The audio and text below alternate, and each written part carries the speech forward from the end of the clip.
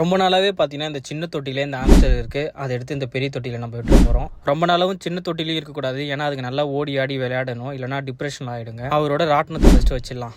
இந்த ஆம்ஸ்டரை ஸ்ட்ரெயிட்டாக கையிலே பிடிக்கலாம். இந்த ஆம்ஸ்டர் வந்து எப்பயுமே எதுவுமே பண்ணாது. இது வந்து ஒரு மேல் ஆம்ஸ்டர். நம்ம வீடியோவில் நிறைய வீடியோவில் இதை பார்த்துருக்கலாம். இன்னும் கொஞ்ச நேரத்தில் பார்த்தீங்கன்னா இந்த கேஜிக்கு ஒரு அடாப்ட் ஆகிடுவார். இப்போ இந்த தொட்டியில் பார்த்தீங்கன்னா இதை விட சின்ன தொட்டியில் இருக்க ஆம்ஸ்டர் எடுத்து இந்த தொட்டிலே மறுபடியும் விட போகிறோம். இந்த ஆம்ஸ்டரை நான் வெறும் கையிலலாம் பிடிக்க மாட்டேன், ஏன்னா பார்த்தீங்கன்னா இந்த ஆம்ஸ்டர் எப்பயுமே பார்த்தா என் கையை கடிச்சு வச்சிரும். அதனால பார்த்தீங்கன்னா இந்த டைம் உஷாராயிட்டேன், கொஞ்சம் உஷாராகவே இருக்கும். இது இப்படி தடவி கொஞ்ச நேரம் இப்படி சாந்தம் படுத்தலாம்னு சொல்லிட்டு பண்ணிட்டு இருந்தேன். அப்பப்போ இது மாதிரி ஆம்ஸ்டரை கையில் தூக்கி வச்சு பழக்கப்படுத்தினா அதுக்கப்புறம் பார்த்தீங்கன்னா நம்மளை கடிக்காது. சொல்லிட்டு இருக்கும்போதே பார்த்தீங்கன்னா கடிச்சிடுச்சு. ஆம்ஸ்டருக்கு தெரியாமல் கீழே போட்டேன், கடிச்ச உடனே. நல்ல வேலை பிளட்லாம் எதுவும் வரல. பிளட் வந்தால் கூட ஊசி போட வேணாம்னு சொன்னாங்க. இருந்தாலும் எனக்கு கொஞ்சம் பயமாக தான் இருக்குது. ரொம்ப உஷாராக இருந்தாலும் சில ஆம்ஸ்டரை வந்து கட்டுப்படுத்தவே முடியாது, அதுங்க கிட்ட கொஞ்சம் உஷாராகவே இருக்கணும். இந்த ஆம்ஸ்டர் பார்த்தீங்கன்னா இப்போ செட் ஆகிட்டார் ஒரு கேஜில். எவ்வளோ ஜாலியாக விளையாடுறாரு பார்த்தீங்களா. ஆம்ஸ்டரை பற்றின நிறைய அப்டேட் வருது அடுத்த ஷார்ட்ஸில். வெயிட் பண்ணுங்கள்.